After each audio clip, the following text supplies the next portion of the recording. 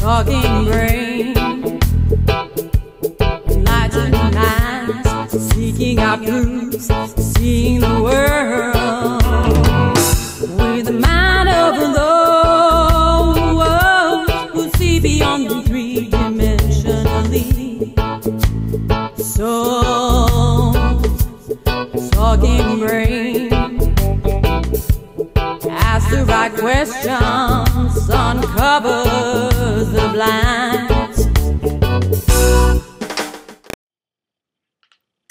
Hey. Welcome everyone to Souls Talking Brain. Ta-da-da-da. Ta-da! So, I'm not sure, did we do a show last time? Like, was it 2 weeks ago? It's been actually a while. Happy New Year, everybody. Is this our first New Year's show? I think we might have. Talking I think Brain? we might have done the New Year. We did do the Mayan calendar to 2/12. Okay. All right. Well, Happy New Year anyway. Yes. Happy Gregorian Yes. New Year, of course, because there are countless calendars by which we can go by. But definitely the one So that many. is universally known is the Gregorian one that we are utilizing currently. So happy 2/12, everybody. Happy January 2012. You're watching Being Left TV. I'm Alina Hanessian. And I'm Ronnie Lipstein. Wonderful. Who was that? Well, we do have a wonderful show in store for everybody today. If you guys want to, introduce. Yes, well, we've got a wonderful guest that we're going to be talking to today, and that is Kathleen O'Keefe Canavas, who we shall be calling very soon, whom you shall have the opportunity to speak with live for those of you who are here with us. And if you'd like to do that, the audience interactive modules are just approximately above Aline's head, around over here. And there's a chat and a social stream. So if you click on either of those tabs, it will give you directions by which you can sign in and interact with us. And Kathleen is a cancer survivor and educator. She's written a book, Surviving Cancer Land, and which is quite fabulous how she calls it Cancerland. I called it the teenage years with my son, Teenland. So little synchronicities there, which is always cool to find. And Kathleen has some remarkable and alternative perspectives by which to think about, view, and respond, most importantly, to cancer. So, what do we have a little bit of something on her? Yes, we do. That we can give a little more introduction. Here you go. There you go. Two-time breast cancer survivor who penned Surviving Cancerland, The Psychic Aspects of Healing. She's a phone counselor for R.A. Bloch Cancer Foundation, Q&A cancer columnist for Cape Women Online Magazine, an inspirational speaker, mentor, cancer volunteer, and Cambridge Who's Who executive professional of the year 2009 to 2010. Wow, she's got a lot going on as far as what she's done. We just wanted to give you like even a summary of what she has accomplished in life in this wonderful amazing woman, Kathleen. Indeed, she's going to give us a slightly different view than that which many in mainstream take on cancer, and having had the experience herself, some wonderful insights thereof. So why don't we give her a little call right now, yes, so that we can bring her on.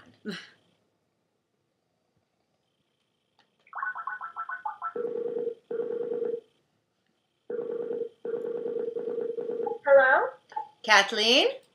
Yeah? Hi, it's Ronnie and Aline calling. How you doing? Good. I tried calling your number a couple of times and sent you an email because I thought maybe something had come up and you guys were going to be able to do it. But well, if you were calling us, that's probably why.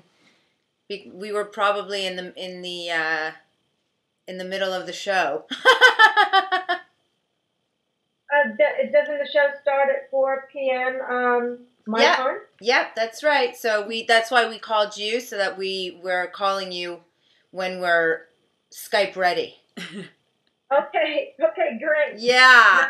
So how are you doing today, Kathleen? It's really wonderful to finally be able to meet up here on Soul's Talking Brain show with you. Oh, thank you. I'm doing great. Really looking forward to the show, and I'm excited. Wonderful. And how is everything where you're at? It's 4 p.m. Pacific time where you're at right now, right? Yes, I'm actually in Rancho Mirage, California. It's also known as the playground of the presidents because many of the United States presidents have homes out here. And it's a gorgeous day. Lovely. Well, then it's a wonderful day for us to be doing the show today. Yay! Yay! So, Kathleen, you're a 2-time cancer survivor. You have written a book called Surviving Cancer, The Psychic Aspects of Healing. So yes, it's actually surviving Cancerland, because while you're going through cancer treatment, you feel like Alice in Wonderland because you're given pills. They're not really sure what they're going to do. They hope they're going to do what they're supposed to do, but it's all, just kind of surreal. Right. Well, I think that I don't know if you were tuned in at the beginning, but I like how you made it Cancerland. I'm been writing about my journeys through Teenland recently with my son. So I was mentioning to our wonderful viewing angels the synchronicity of the words that we're choosing to use or to create, for that matter. Isn't that interesting? It really is. That's great. Yeah. So it's quite a mouthful there. Surviving Cancer and the Psychic Aspects of Healing. That already has me my hair standing up on end. Especially when you're talking about cancer, healing, and psychic in the same sentence. So what can you tell us, just quickly, a little brief something as to that wonderful mouthful of fabulousness? Well, there's almost always a point in the process of illness where, logic, reason, and medical expertise fails. And it's actually at that point that a lot of patients slip through the cracks, and sometimes they are never recovered. Well, I survived cancer twice, and I survived by using something many in the medical field do not even acknowledge as being real. My innate intuition, that female intuition that tells you when someone in your family is in danger, that intuition and that our body speaks to us with. For instance, as women, our bodies tell us when we're getting ready to menstruate. Our bodies tell us when we're getting ready for PMS. And usually it's so strong that even the men pick it up. They hand us a candy bar. They tell us when we're going to start, when we become pregnant, long before we have any tests that confirm it. And it's that female intuition that I think is so important when it comes to healing and getting answers from within that even the medical community may not be able to approach. I went to my doctors. I had my physical exam, my yearly physical exam, which included a mammogram, pap smear, the whole shebang that you go through as women. Of And the course. doctors told me that I was healthy to go home. And I began to have prophetic nightmares. And in these nightmares, a guide would actually step into my dreams through a pop-up. And this pop-up is much like a window that you get on your computer, a pop-up window. Right, just right. as difficult to get rid of. Okay. And when this window happens, my dream will freeze. And the guide will give me information. And these guides, which are part of my psychic aspects of healing or intuitive aspects of healing, said, you have breast cancer. And they actually took my hand and put it on my breast and said, go back to your doctors and show them where it is and tell them you need different tests. Well, we're now getting a lot of information from the medical industry and the health industries that are saying that women who are young, in their 40s or even in their 30s, have dense breasts, and mammograms are not the way to go when using, when trying to find problem areas that could be cancer. Because the truth of the matter is, the only thing that is actually going to determine whether or not you have cancer is a biopsy, a needle biopsy. A mammogram is not going to show you that you have or do not have cancer. It is going to show you a problem area if it happens to be there. Okay. And so I actually went back to my doctors. It took 4 times going back to them to get them to do exploratory surgery, which showed that I was in stage 2 with it in my lymph nodes. Wow. So you did work with the doctors, and you were inspired to do this through a dream. That's right. I did work with my doctors. My guides did not say go find a holistic healer, swami wami rum ding dong. They said go back to your doctors. So I did, and I had in a final dream after I'd been to my doctor 3 times, and he had done 3 more MRIs. He had done 3 more blood tests. And he kept saying, "You're healthy. Go home." My guide in my dream, and my guides are dressed much like monks. They wear brown hooded robes, and they have rope belts on and sandals, leather sandals. My guide handed me this little ratty white feather, and he said, "This is an angel feather. If you go back to your doctor tomorrow and you fence with him using this feather as if it were a sword, and you verbally fence with him, and you tell him that you need exploratory surgery because that is the only thing that's going to find this, you will get the surgery you need." Because as soon as I saw my guide step into my dream, I started crying in my dream, and I said, "I don't know what else to do. I've already been to him 3 times. He's not listening to me. He keeps giving me the same test. What else can I do?"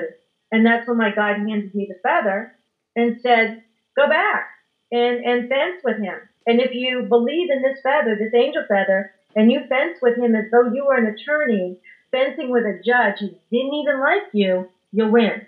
So I did. I went back, and when my doctor said, "Kathy, I cannot do exploratory surgery on you. It's against my policy. It's against hospital policy. We've got to put you under. There's a question of infection. There's no way."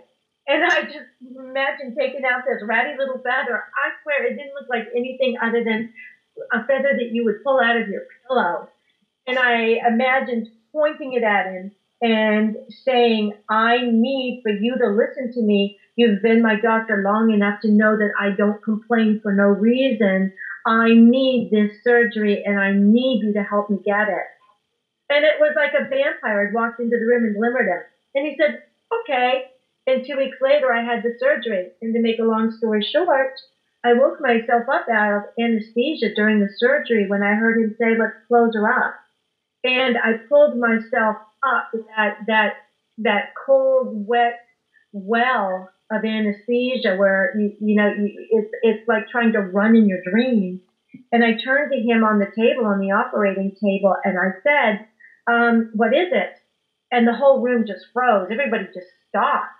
And my anesthesiologist said, "Did she just speak?" And he came up over the top of my head to look at me.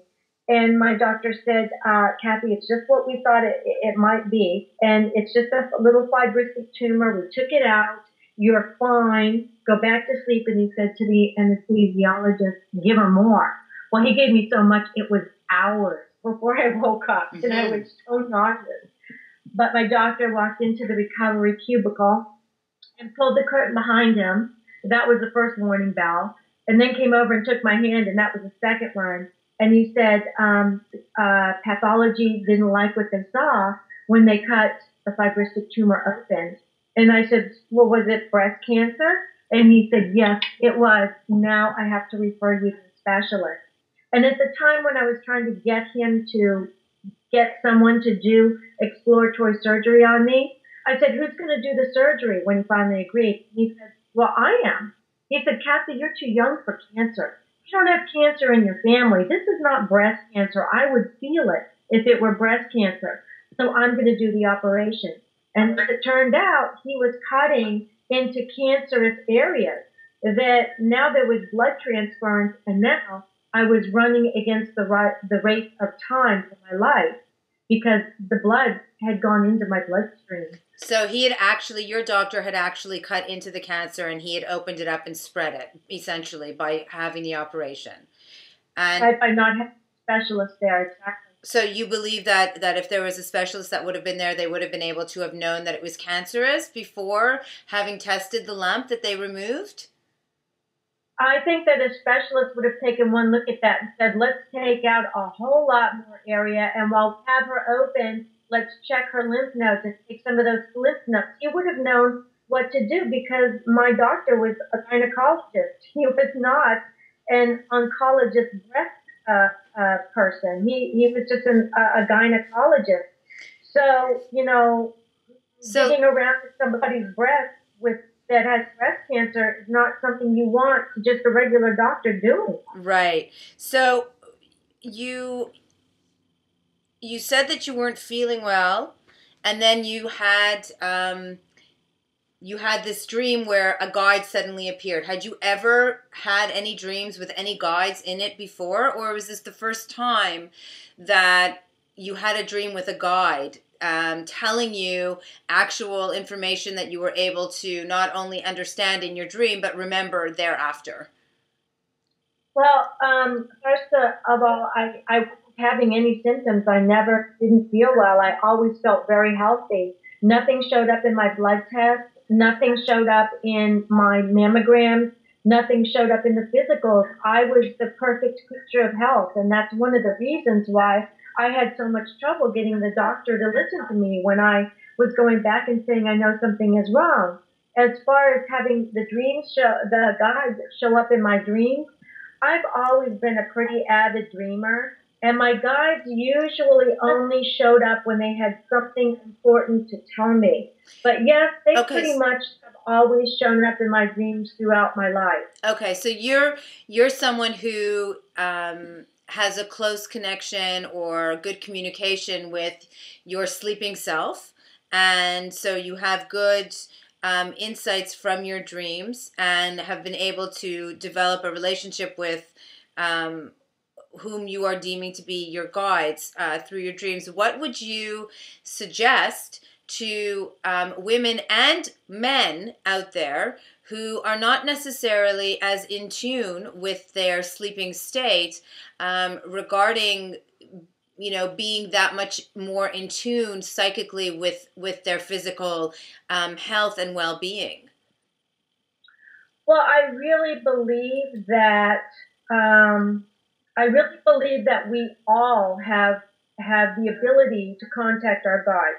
We are their job. We come down onto the earth plane with guides and angels who told us before we were ever born, when we were still on the other side, that they would be with us, they would help us. They are our guardian angels. They keep us safe. And then our guides are the ones that help us stay on the path to accomplish those things that we decided we wanted to do in our divine game plan before we were ever born. So I believe we all have the ability to contact them. It's more a case of having learned over time. So how would you teach somebody then to be in touch with their guides? Someone who, we have listeners and viewers who are open to the concept of having guides or guardian angels, and then we also have others who have who aren't open and who are much more skeptic. So, what would you say to somebody? Like, how would you assist somebody who is open to the potential of having guides to get in touch with their own guides?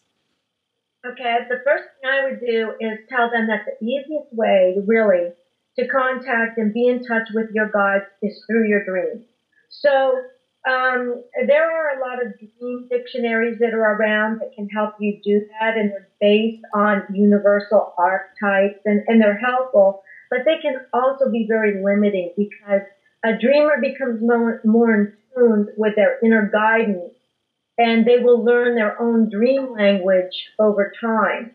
And here are some things that those people who have trouble remembering dreams or think that they don't dream or are, concerned that maybe they won't be able to speak with their guides. Here are some 6 easy steps that they can do to help them remember their dreams and contact their guides through their dreams.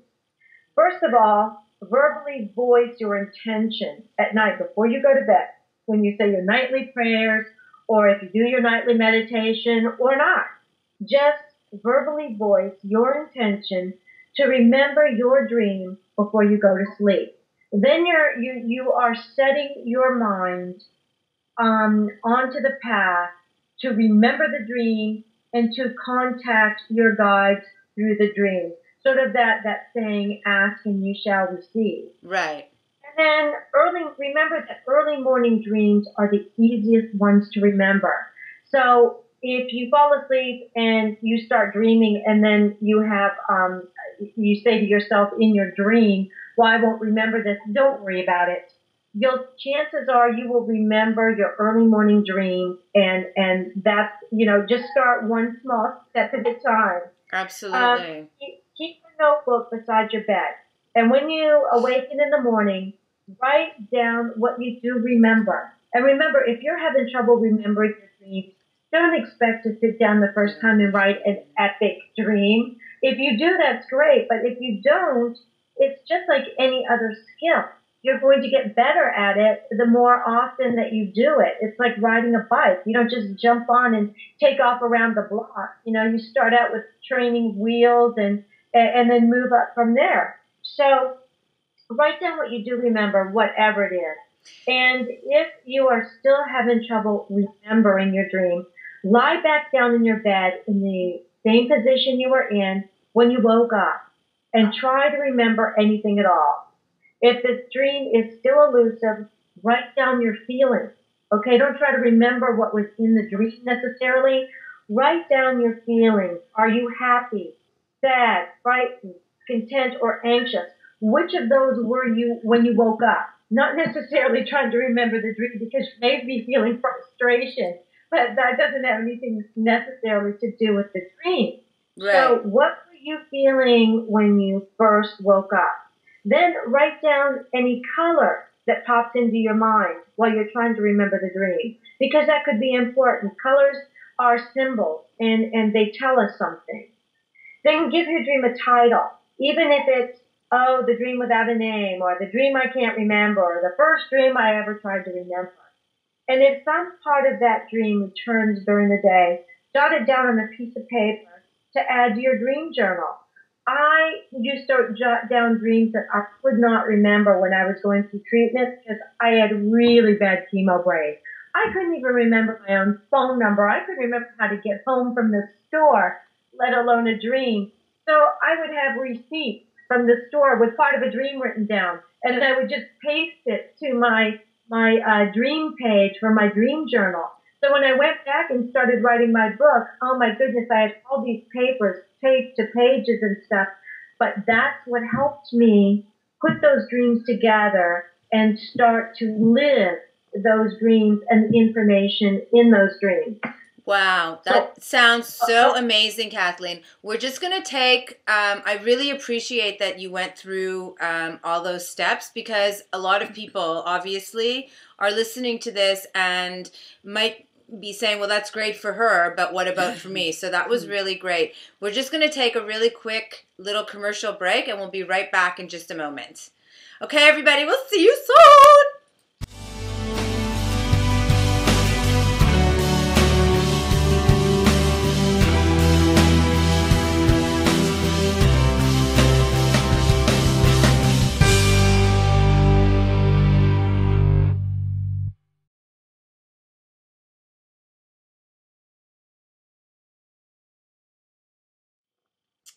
Share the love. Share the love. Share the love.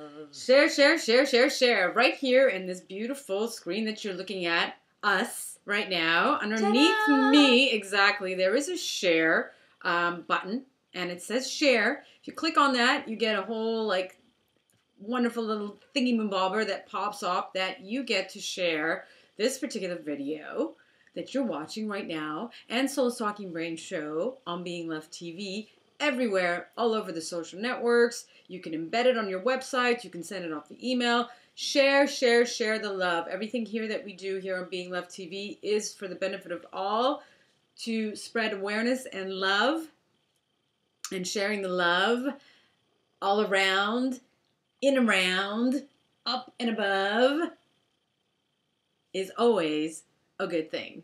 Always a good thing. Always to a good do, thing. And for which we are humbled and grateful for your sharing of that which we do. So, and also, speaking of sharing, if we can share our email address, that would be awesome. For those who are wanting to get in touch with us, this is the email address. If you have show ideas, if you would like to be a guest on the show, if you would like to sponsor a show, or if you would like to advertise on the show, beinglove@oneisall.com is how you get a hold of us directly. That's right. All right. So we still have Kathleen with us. Kathleen, how are you doing, love? I'm doing great, thanks. Wonderful. So you mentioned that you were utilizing your intuition and your dreams in order to be able to discover that you had cancer, and then to get the treatment that you needed. So I'm curious, you used unconventional means, and then you used conventional means of treatment, yes? Yes, I did. I mixed the two together, and that gave me a healing that was greater than the sum of its individual parts. I'm one of those people where when I'm given a choice, I take them both. The red shoes or the black shoes, it's like, yeah. Right. So I was the same way with my healing. Do you want to use conventional medicine, or do you want to use holistic? And I said, yes, I want them both. I want to pick and choose for those things that were right for me. That's exactly what I did. So did you use any holistic medicines or treatments with respect to the cancer itself? I did. I grew my own kombucha mushrooms and drank kombucha tea. And the reason I did that is when my cancer was confirmed the first time, when the pathology report came back, and I saw that it was actually stage 2 instead of the beginning of stage 1, and then I found out that it was in my lymph nodes rather than not being in my lymph nodes, and on and on and on. It's like every time I got a pathology report back, it was worse than I had expected it to be, and I broke out in shingles. And I remember thinking, if I tell the doctor that I've got shingles, he's going to give me another pharmaceutical, and I'm already starting, antibiotics, and I've already had this and that and something else. I just don't want any more. So I started drinking my kombucha tea. It cleared my shingles up within 2 or 3 days. It just did it. And the reason that was so important is because almost 4 months later, 5 months later, when I started radiation therapy, the girls in my radiation group, we all became very, very close because we were all basically soldiers in the same foxhole fighting the same war. And one of the girls that started out in radiation therapy with us suddenly disappeared. And so I was like, well, has anybody seen Susie? Has anybody talked to her? What's wrong? She hasn't been here the past week. And one of the girls said, Susie broke out in shingles when she first found out that she had cancer. And the doctors gave her some type of a medication, And once she started radiation, she had an adverse reaction to it from way back then. And so she's had to stop radiation. She's got to wait until the side effects diminish. And then she's got to start radiation all over again. Wow. And I remember thinking to myself, oh my gosh, I am so glad I did not tell those doctors I had shingles. And so I cleared them up with my kombucha tea, and I get them back. Okay, wonderful. For those who don't know what kombucha tea is, it's from mushrooms, right? Yes, it is. And if you're going to make your own, it's available in health food stores in bottles, and everything. If you're going to make your own from scratch, make sure you get somebody who's been drinking it for a very long time to make it with you the first few times, because kombucha tea can be very, very tricky. If you make it wrong, it can make you extremely sick, and in some cases, it can even kill you. So if you don't know how to make your own tea, get someone to show you, or go buy it in the health food stores. Right. Well, that's just it. I just wanted to make a point, just for anybody who is watching, is kombucha tea, and that you can get, you said, at any natural health stores? Yeah, they sell it. It comes in a little bottle. You can get it. It's refrigerated, and it's delicious. I love it. Yeah, it is. It is quite nice, actually. It kind of reminds me a little. The taste reminds me a little bit of, and very little bit of champagne. Yeah. Yes, it is. It's very nice. Yes, it's true. It's got the bubbles. It makes bubbles, and it's wonderful. It's almost like a beer, or like you said, a champagne. Yes, it is. It's a little bit more like beer, yes. Kathleen, we're getting just a little break up. I'm not sure if you're speaking directly in the phone, but just in case, if you can, just so that we're hearing you a little more clearly. With respect to the therapy that you underwent regarding the cancer, and since then, were you getting any more assistance or guidance from your guides throughout this process? Yes, actually, 5 years later, almost to the day, there were actually a couple of things, but 5 years later, almost to the day, I had another mammogram, and I kept saying to the doctors, well, why are we doing mammograms when they didn't work the first time? And they said, oh, Kathy, you're healthy. We can tell by your tests. And these are the chiefs of everybody at the Dana-Farber Cancer Institute. So, you kind of trust them. You know that they're not just, a regular doctor. These are the chiefs of oncological surgery, oncology, radiology. And I went in for my mammogram, and they said the reason your first mammogram didn't show anything is because mammograms are only as good as the people who take them and the people who read them. And so we want you to now have your mammogram here at the Dana-Farber Cancer Institute, where once the mammogram is taken, you stay and you wait in the waiting room until a radiologist actually reads it in front of you. You're there at the time he reads it. I thought, well, that's good, because if he can't really see what he's looking for, he can take some more film. So they called me in to see my mammogram, and the doctor said to me, Mrs. Cannabis, congratulations, your mammogram is great. You are cancer-free. And a guide orbed into the room at that point. And you've got to understand that by this time, my guides and I were talking on a regular basis. They were coming into my dreams, and sometimes they were even in my daydreams. I would speak to them quite a bit. Okay. And my guide said, tell him to look here. And he pointed,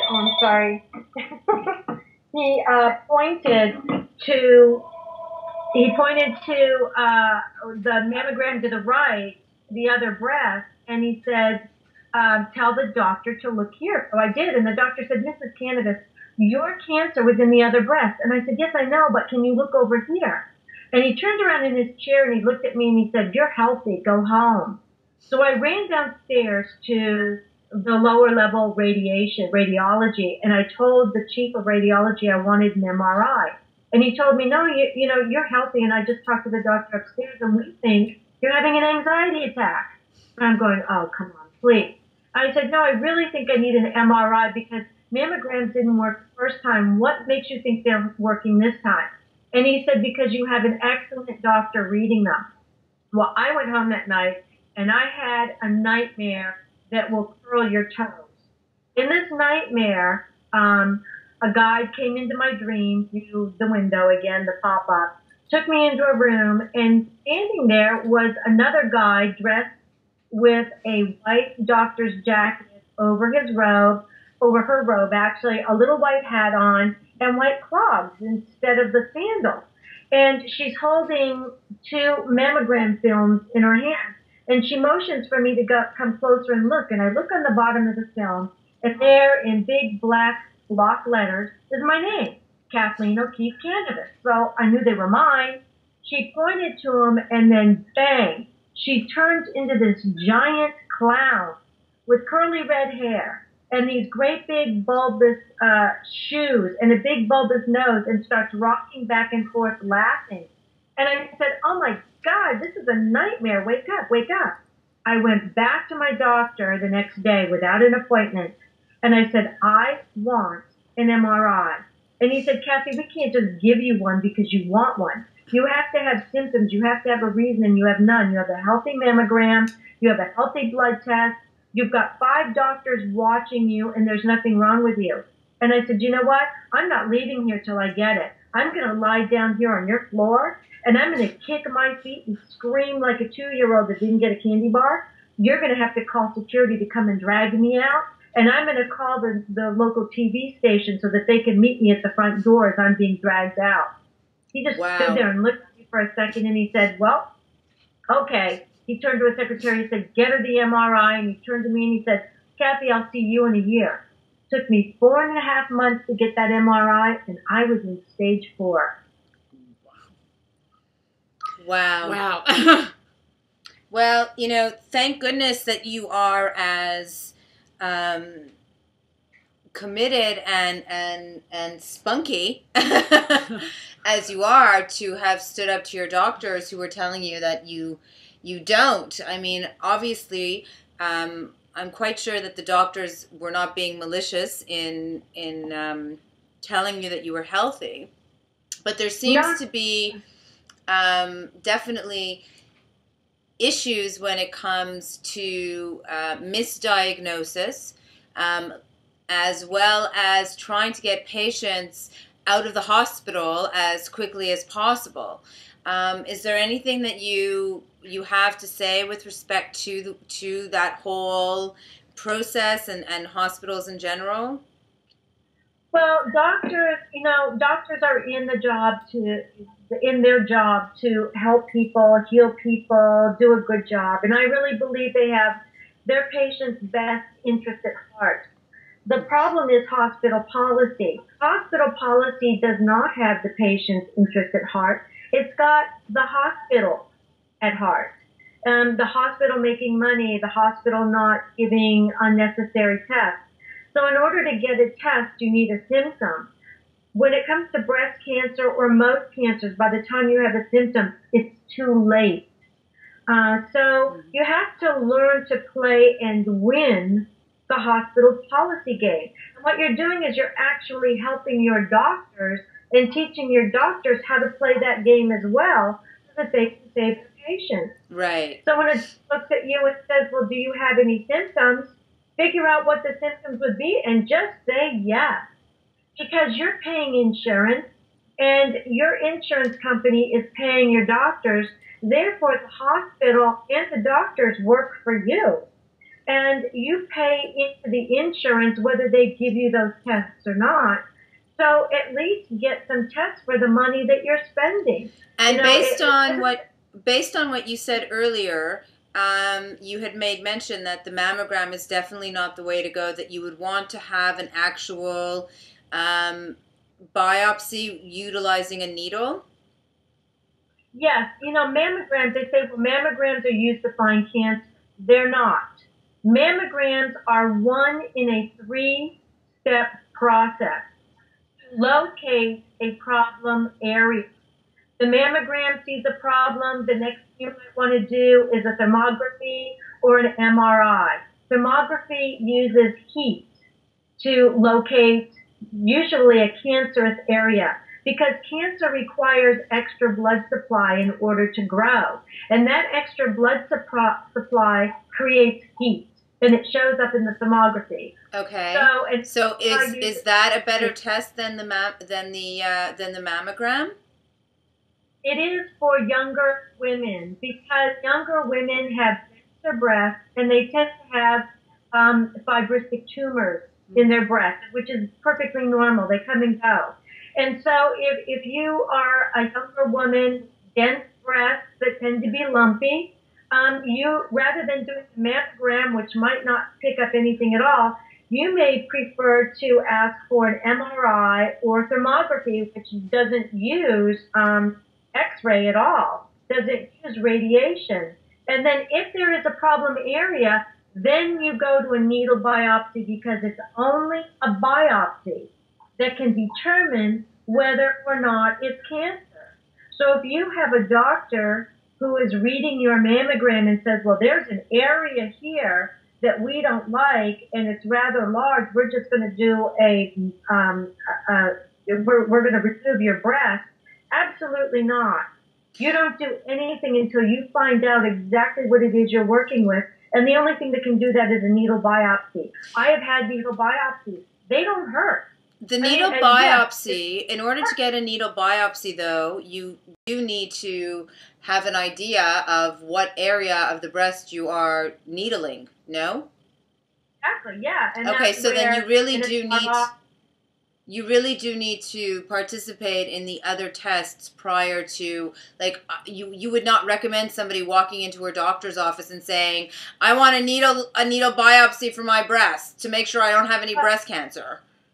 No, absolutely not, because you need to know where the area is. The needle biopsy, at least when they did it with me, they used ultrasound and MRI. They used the ultrasound to see exactly, and this was the second time, to see exactly where the edges were and the size, because they wanted to take it from 5 different sections of that suspicious area. Right. And okay. So it is a combination of all of these things. And again, did you look into any alternative means of detecting breast cancer or treating breast cancer outside of the kombucha mushroom that you used for the shingles?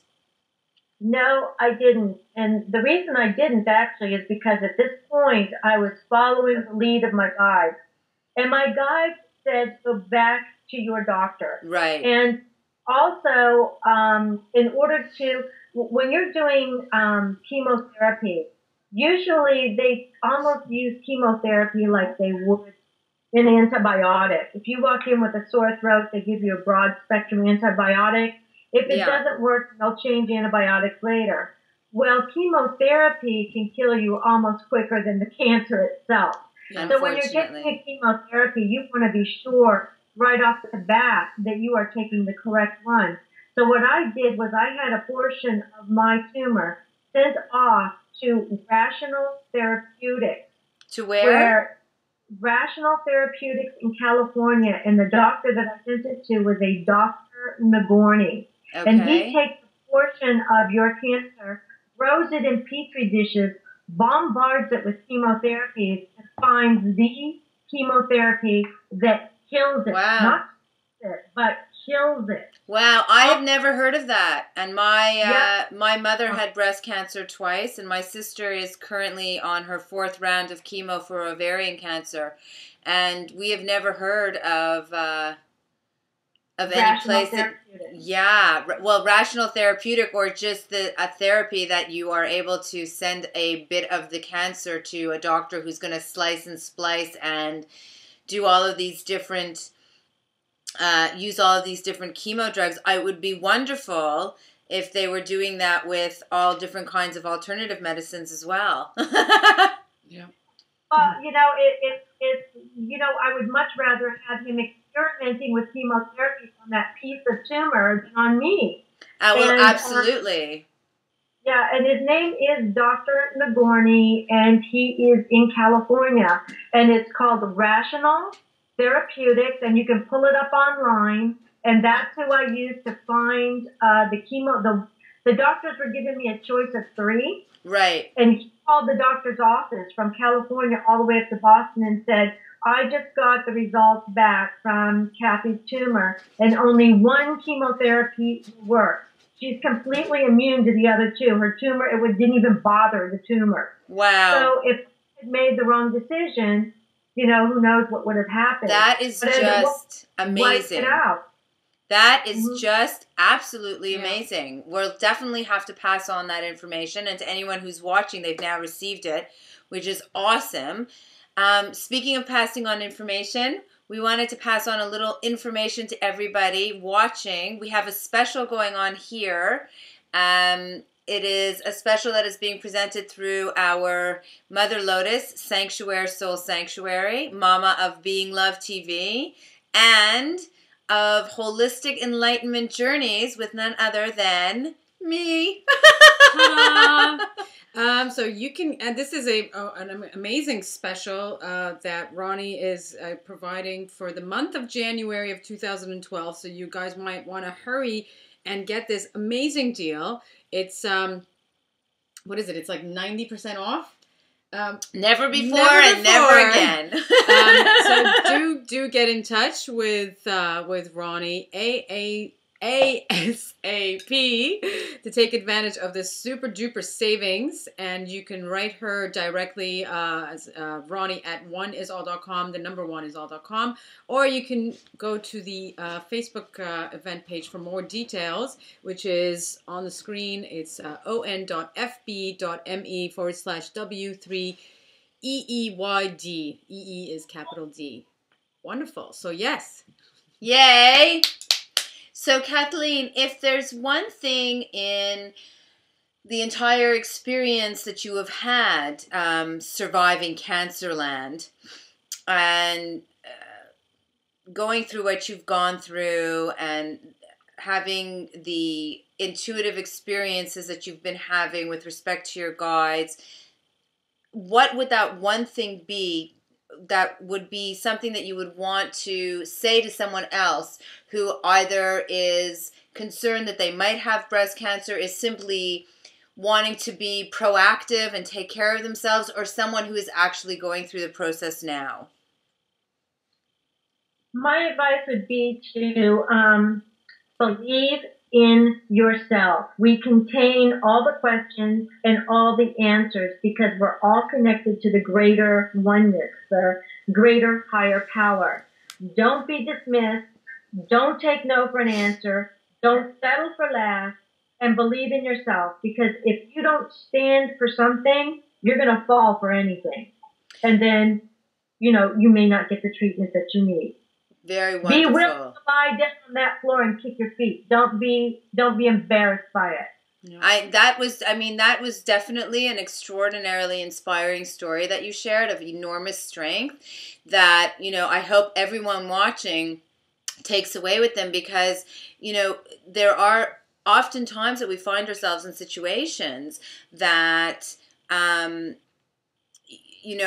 might or might not be a life or death situation, but definitely a life-changing situation, and that just that little extra oomph really can make all of the difference.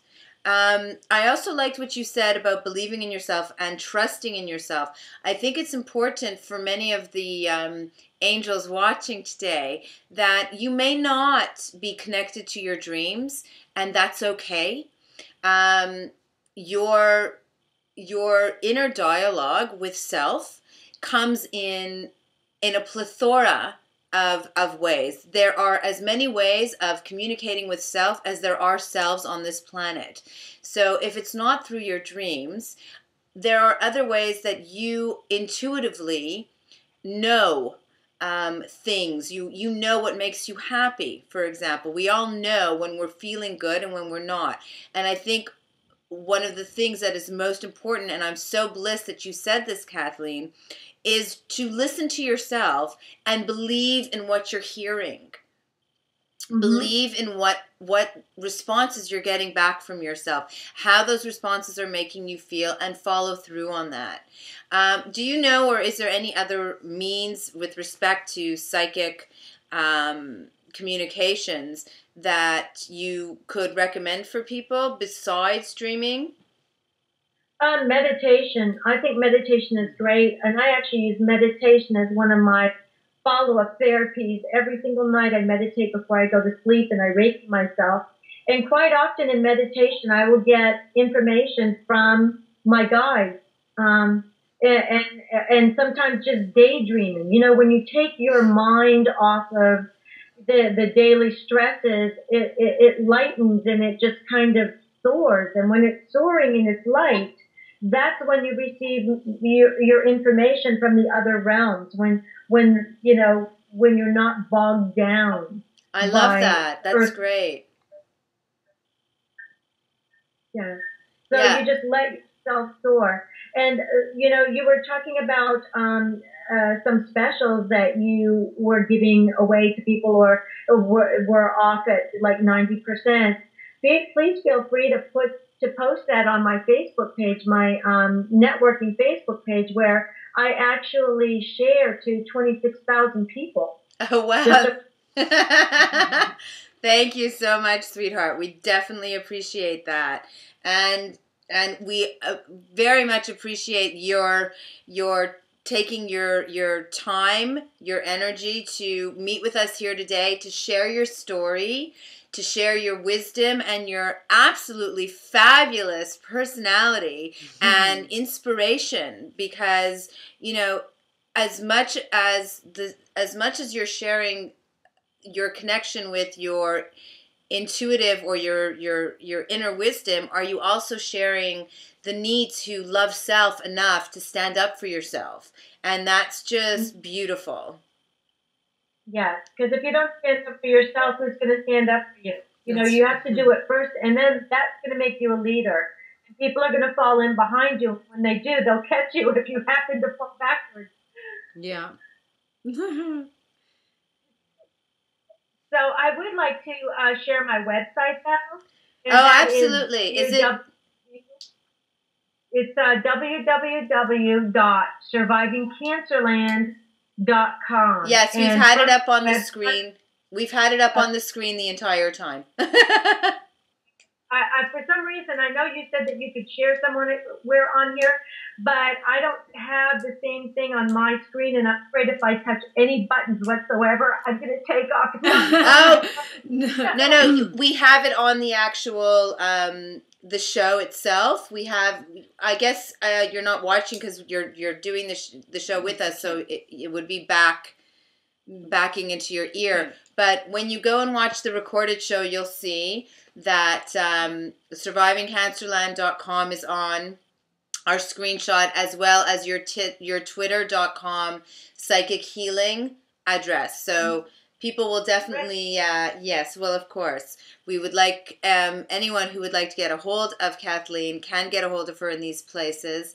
And, of course, if you would like to comment on the show after the live show, we record all of the shows, which are archived, and they're for your convenience to watch whenever you are available to so do. And underneath each show is a comment section. So if you have your own stories, inspiration, insights, or wisdom about dealing with cancer, or just about anything that is something that you are having to face and stand up for self and listen to your inner guidance, then please do share it. People benefit when we share our personal stories, as Kathleen has done here with us today.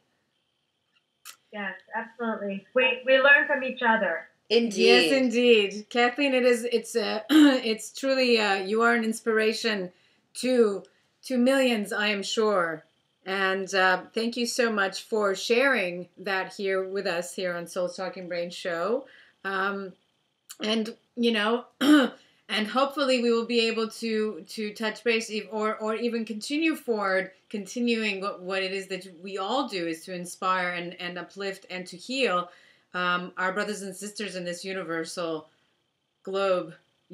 family globe that we live in. Well, thank you so much for having me on your show. I really appreciate it. This has been fun. I can't believe how fast this felt like 5 minutes. I know. It's been amazing and chock full of fabulous information and wonderful, insightful inspiration. So we thank you so much. To all of you wonderful angels watching, we send forth healing energy unto each and every one of we. May we all be living life in optimal homeostasis and states of happiness, bliss, and joy, always in our eternal now.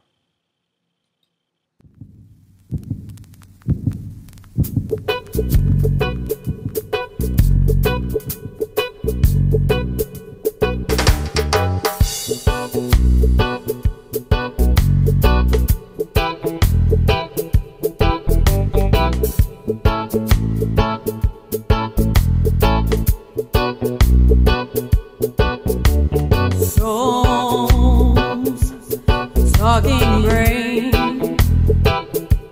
enlightened minds, seeking our truths, seeing the world with the mind of those who see beyond the three-dimensionally. Souls, talking brain, ask the right questions, uncovers the blinds. Souls, talking brain, enlightening minds, oh yeah, seeking our truth. Souls, talking brain, ask the right questions. So